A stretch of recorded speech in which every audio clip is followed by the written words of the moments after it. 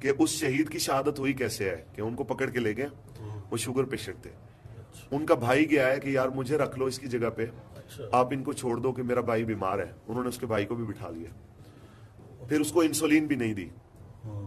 اس حالت میں sugar patient, insulin بھی نہیں ملی, وہ تڑپ تڑپ کے جناب وہ دنیا سے رخصت ہو گیا.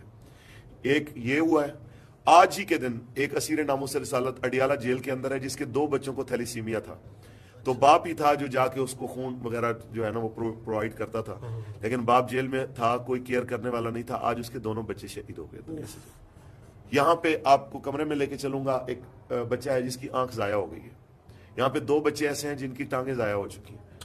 یعنی یہ وہ ظلم کی داستانیں ہیں کہ اگر کوئی مورخ لکھے گا تو میں کہتا ہوں پتھر دل بھی رو پڑے گا اس کو سنتے ہوئے.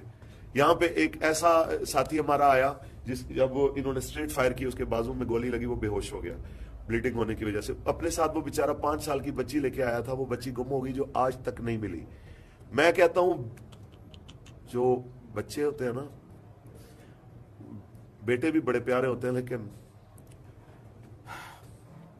بیٹیاں بہت پیاری ہوتی ہیں. نہیں, آپ کے جذبات کو بالکل ہم سمجھ سکتے ہیں, اور جس طرح سے یہاں پر ظلم و زیادتی کی داستان رقم کی گئی پوری دنیا نے دیکھی ہے.